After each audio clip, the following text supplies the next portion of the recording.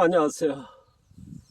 질병치유 퍼머컬처 농장 조성 9번째 얘기입니다. 바로 전 시간에 이제 유기물칭하는 이유 좀 몇 가지 했습니다. 토양을 보호하고요, 유실을 막고, 그 다음에 뭡니까, 이제 수분 증발을 막고, 그 다음에 빗물을 저장하는 역할이죠. 미생물, 동생물에 의해서. 그 다음에 유기물칭함으로써 토양의 동생물과 미생물의 서식 환경을 만든다는 말씀을 드렸습니다. 그리고 또 하나 조금 빠진 건 있는데요. 토양의 미생물 서식 환경을 만드는 것 중에서 어떤 미생물 살게 할 거냐에 따라서 이제 중요하다는 말씀 드리지 않습니까? 어떤 유기물에 따라서 어떤 유기물을 넣는 것에 따라서 미생물이 달라지고, 그 미생물은 뭡니까? 또 질소 생산량이 연관돼서 말씀드렸습니다. 어떤 유기물은 어떤 미생물을 유도해서 질소 생산을 높인다는 거. 그래서 오늘은요, 유기물 종류를 따라서 어떤 미생물이 서식하고 어떤 연관성이 있는데, 그래서 유기물 종류를 조금 소개하고요, 유기물이 토양에 썼을 때 어떤 역할을 하는지. 각종 유기물 종류가 다양하지 않습니까?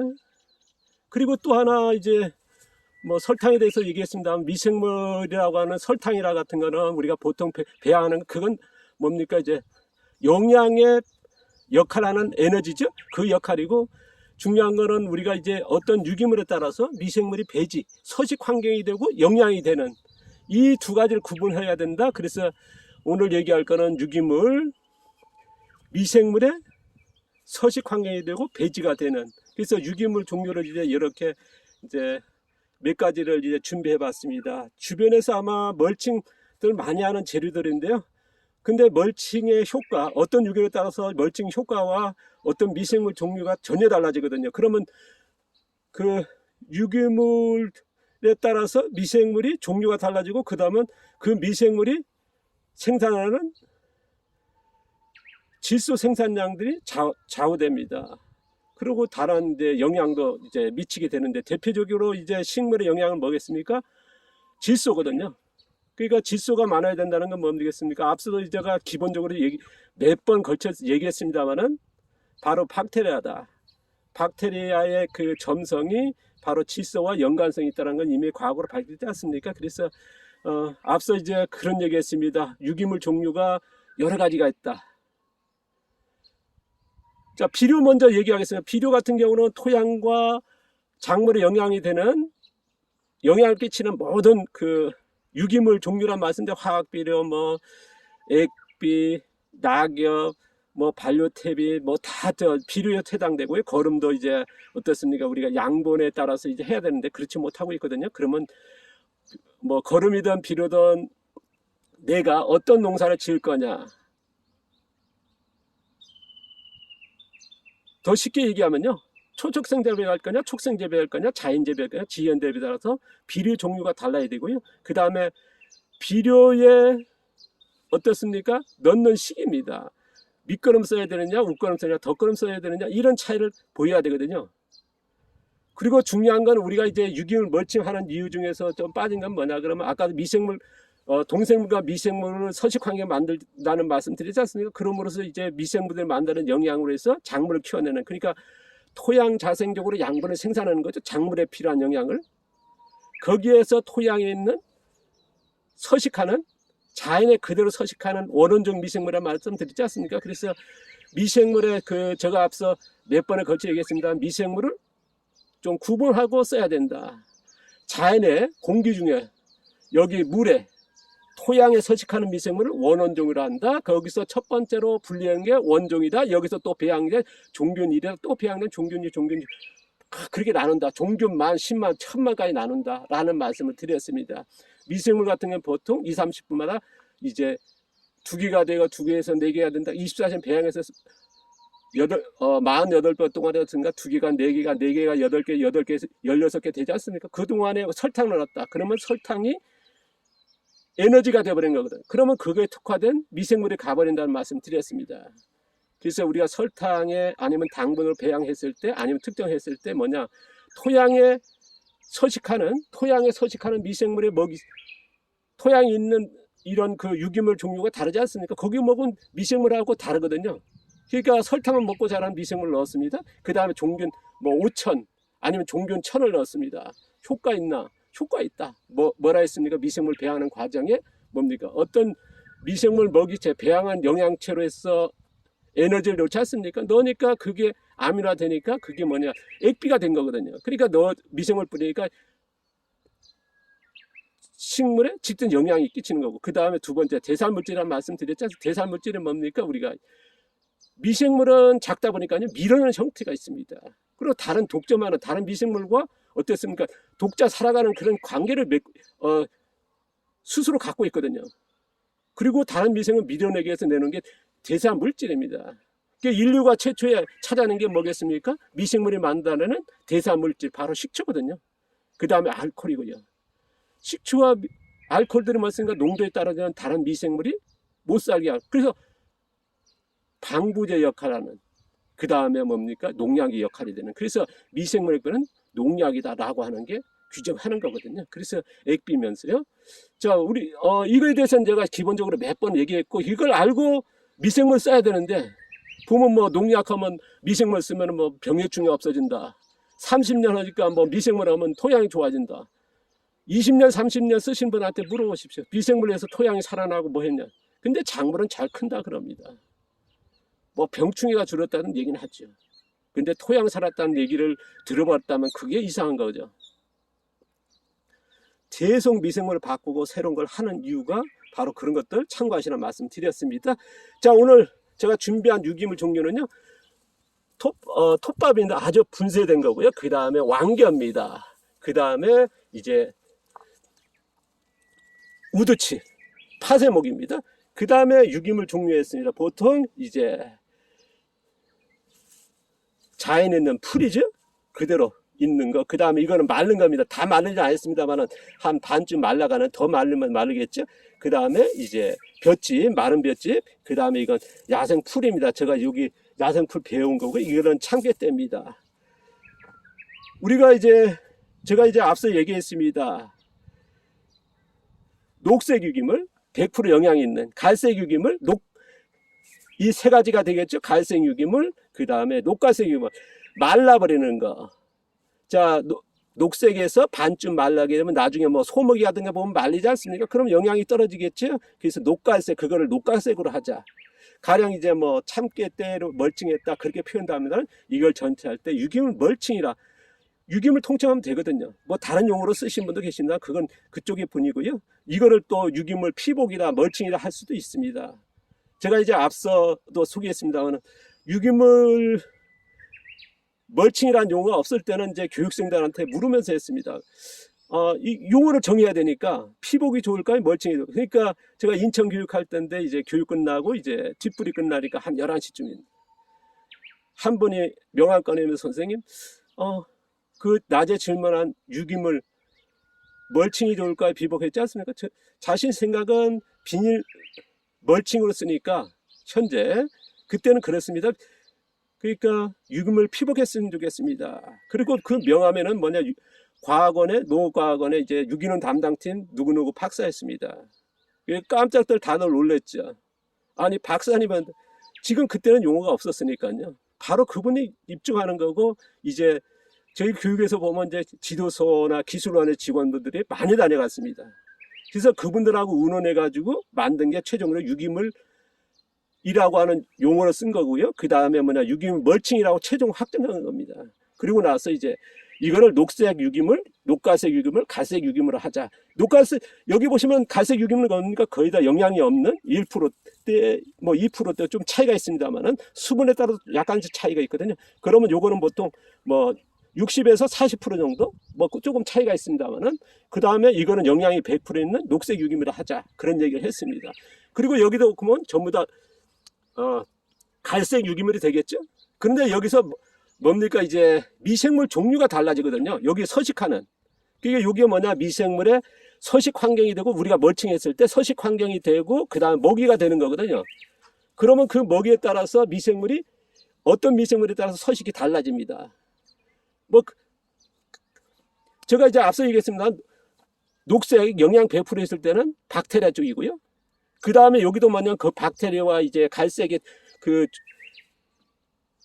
혼합된 미생물도 서식하고, 이 갈색은요 박테리아도 있긴 있지만 거의 10대 1 정도의 뭐냐 균류 쪽입니다. 균류는 뭐냐 그러면 우리가 이제 이걸 딱딱하지 않습니까? 분해에 따라서 요건 차이가 있습니다.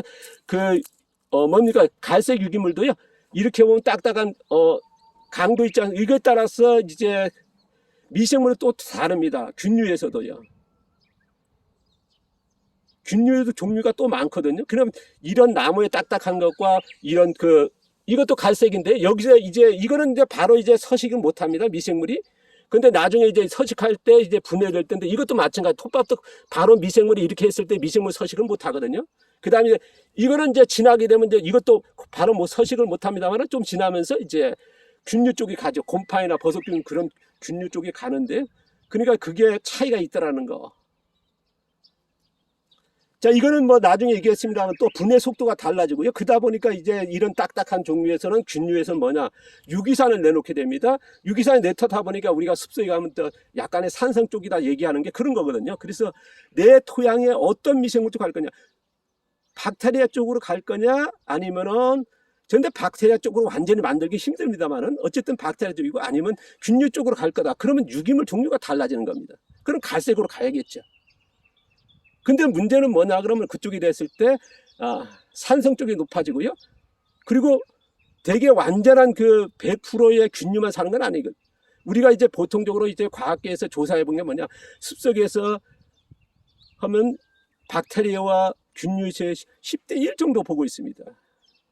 그러니까 산성 쪽이라는 게 이미 과학으로 나온 거거든요. 그래서 우리가 이제 그쪽에서는 야생의 풀들은 뭐냐 뿌리를 많이 내리면서 어쨌든 거기서 뭐랄까 살아가는 잡초의 그런 토착이 됐으면 작물에서는 어떻습니까? 그만큼 뿌리도 못 만들거든요. 그러면 이런 것만 해가지고 멀칭해서 농사를 짓겠다? 그리고 된다는 분들이 많습니다. 근데 되게 1, 2년 차고요. 그리고 되는 방법도 있죠. 어떤 분이 뭐 몇만 평에다가 작물 하니까 된다 한데 그게 보면 뿌리에다가 이렇게 줄기가 올라오는 그 작물은 되거든요. 그러니까 다들 이런 채소, 양배추 같은 거 하면 그거 되겠구나 몇만 평. 근데 그분도요 어떻게 하는지 당귀나 무를 보면 잎사귀가 진녹색입니다. 박가리아서거든요. 그냥 비를 넣었다는 거고요. 그 다음에 고추 개문 거 보면은요 멀칭했고 고추 색깔에 사진 찍은 거 보니까 아예 누구나 다 아는 겁니다. 비를 넣은 거거든요. 그러니까 자연농으로 생각하세요. 근데 무투입은 아니고 완전히 투입을 다량으로 했다는 거거든요. 그러면 갈색을 넣었을까요? 이런 녹색의 비를 넣었을까요? 유기물을 넣었을까요? 근데 이 유기물은 넣었어가지고 그렇게 만들지 못하거든요. 밭농사에서는요. 그러니까 거름의 질소 농도가 높은 비를 넣었다는 얘기거든요. 지금 보시면은요, 요게 우리가 톱밥 같은 경우는 어떻습니까? 미생물 같은 거 안 하니까 나무가 썩지 않는 거 아니겠습니까? 근데 이제 빗물이 만나면서 이제 요게 산화된다 그럴까요? 뭘 합니까? 이제 우리가 단류라고 하는 미생물이 와서 서식하게 되거든요. 제일 처음에. 그리고 또 하나는 여기서 보시면 이제 미세하지 않습니까? 그러니까 멀칭했을 때 어떻습니까? 이제 보온 효과라든가 무엇이가 되겠죠. 비가 텅텅 돼버리니까. 그리고 또 하나는 뭐냐면 우리가 씨앗을 직파하는 농사. 여기서는 힘들겠죠? 왜냐하면 땅이 해고요. 이런 거 왕개도 마찬가지입니다. 생왕개 같은 경우는 미생물이 뭡니까? 쌀을 보호한 쪽이 아니겠습니까? 그러니까 시간이 되고 산화가 되면서 이제 자연적인 부식의 약간의 형태가 되면서 이게 속도가 이제 미생물이 번식하는 거거든요. 그러니까 금방 나온 왕개를 했을 때는 미생물 서식 환경이 아니라 잡초를 차단하는 보온하는 역할, 왕개도 마찬가지입니다. 우드칩 같은 것도 마찬가지 바로 했을 땐 그런 역할이거든요. 근데 지남으로써 이렇게 미생물이 번식하게 되는. 그러니까 이거를 이제 파악하고 있어야 되거든요. 그러니까 바로 왕개를 뿌렸다. 그런 보온과 그런 잡초 방제 정도이지 그런 양분이 생산하는 그런 시간이 지나면서 빗물이 내리고 시간이 지나야겠죠. 근데 녹색 같은 거 어떻습니까? 양분이 많은데 바로 가면은 많은 쪽으로 가겠습니다. 많은 쪽의 밑에는 어떻게 됐습니까? 이제 박테리아 정도 해서 빨리 분해가 되겠죠. 그러니까 이게 보통적으로 보름 한 달 이내에 사라지겠고요. 이거는 그나마 이제 한 달, 2달 가겠죠. 근데 이거는 오래 가지 않습니까? 근데 볏짚보다 어떻습니까? 이제 요게 참깨 따든 이런 게 더 오래 갈 거고요. 그 다음에 뭐겠습니까? 이제 미생물 서식에도 또 차이가 나죠. 보면은 여기에 볏짚 같은 건 겹겨 있거든요. 이게 벗겨지거든요. 그러니까 표면적이 넓은 겁니다. 그러다 보니까 미생물이 서식이 돋아지고요. 요 같은 게 어떻습니까? 표면적이 겉대뿐이거든요. 옆에 있어도 표면적이 같은 대 하나 봤을 때 표면적이 비해서 한 3분의 1밖에 안 되거든요. 근데 요 참깨대 같은 건 굉장하죠. 요거는 요 안에서 뭡니까? 이제 습기 차면서 이제 박테리아 쪽에도 많이 높은 쪽이거든요. 그래서 이런 것들이 이제 그래서 참깨대를 넣었을 때 뭐냐? 건다는 얘기를 하거든요. 그러니까 멀칭의 효과가 이거 미생물 서식이 달라진다는 거. 그러니까 내가 어떤 유기물로 멀칭한다 그러면 효과가 어떻게 효과가 나타난다는 거. 그다음에 그걸 참고하시면서 멀칭했으면 좋겠습니다. 보면은 어떤 분은 이제 뭐 그런 걸 생각 안 하시고요. 멀칭하고 이제 뭐 무슨 영양이 되고 생산되고 그다음에 이런 멀칭하면 농사가 된다. 지금 후쿠오카 마사노부가 어떻습니까? 무비로 지향했지 않습니까? 그냥 풀 벤거나 그런 것만 뜯어가지고 멀칭했거든요. 근데 밭농사는 거의 생산을 못했지 않습니까? 먹을 것도 그렇게 생산을 못했거든요. 근데 벼는 잘 생산했습니다. 어떻습니까? 바로 이런 유기물 가지고는 벼를 생산하지 못하니까 어떻습니까? 개분을 넣은 겁니다. 개분의 속에 뭘 넣었습니까? 부식 개분을 넣었거든요. 부식이 뭐냐면 썩는다는 겁니다. 발효된 거거든요. 저희가 아미노가 상당히 된 거를 넣으니까 바로 벼를 키워내는 촉생재배에 벼 재배를 했습니다. 그러니까 시바르당 1톤씩 수확한 거거든요. 그러다 보니까 뭡니까? 이제 후쿠오카 마사노부의 농사 철학을 지향했다는 가오고치가 어떻습니까? 다른 노선의 농업을 한 결정적인 이유가 그거에 있습니다. 그러면 가오고치는 어떻습니까? 자연농이라고 하는 새로운 장르를 해서 시작했지 않습니까? 벼 같은 거 어떻습니까? 후쿠오카 마사노부가 어떻습니까? 질소가 고농도인 개분이 뭐냐면 질소가 뭐 40에서 60, 70%까지 보거든요. 고농도에 또 발효된 겁니다. 자, 부식이 된 거니까요. 그러니까 바로 효과 있는. 그래서 촉생재배 시키는 쪽이니까 어땠습니까? 이제 가오고치는 벼재배에서 어떻습니까? 처음에 이런 초생재배, 호밀 같은 초생재배에서 녹갈색 상태의 가색은 완전히 아닙니다만은 녹색이 조금 벗어난 그때에 배에서 멀칭하고 그 다음에 쌀결을 뿌리고 그 다음에 이런 녹색 유기물을 계속 뿌립니다. 넣어주거든요. 3번, 4번입니다. 그게 뭐냐 그러면 잡초죠. 배워서. 그러니까 6번, 7번은 뭐냐 이런 녹색의 유기물을 밑거름과 웃거름과 덧거름 다 썼던 거거든요. 그러니까 생산량이 가는 농업을 가는. 그러니까 후쿠오카 마사노부의 벼 재배와 가오고치 벼 재배는 전혀 다른 겁니다. 그러니까 가오고치 벼 재배는 뭐냐 몇 그룹에 4그룹을 하는데 후쿠오카 마사노부의 벼 재배는 뭐냐 3그룹 얘기하는 게 그거거든요. 근데 우리는 그걸 우리가 나눠본 적이 없습니다. 이걸 좀 참고하시면서 다음 시간에 어떻게 멀칭하는지 이거에 따라서 효과 좀 대충은 얘기했습니다. 다시 한번 얘기하면 이거 같은 건 미생물이 바로 서식을 못한다. 그런데 이제 조금 지나면서 이제 산화되고 여러 가지 햇빛과 물과 만나면서 서식하는데 그러니까 이걸로 멀칭했을 때 어떻습니까? 잡초를 막아주고 그 다음에 보온 역할 뭐 이런 거겠죠. 이것도 마찬가지, 왕겨도 마찬가지고요. 이것도 되게 그럴 거고요. 어쨌든 이게 멀칭이 되고 시간이 지나면 나중에도 이제 아까도 얘기했습니다. 갈색에도 완전 10대 1에서도 약간 8대 2 그렇게 변형됩니다. 그러니까 우리가 보통적으로 가오같이 벼 같은 경우는 물이지 않습니까? 논뼈거든요. 그러니까 이게 이런 녹색을 6번 정도 이제 집어넣는데 거기다 물이다 보니까 박테리아가 서식해서 분해되는 그러니까 엄청난 질소 생산을 많이 하는 전형적인 방법이 되거든요. 그러니까 생산량이라가 질소 공급이 대량으로 됐던 거거든요. 밭농사는 힘듭니다. 그러니까 가오구치도 밭농사에서는 그렇게 못했던 거거든요. 부분적인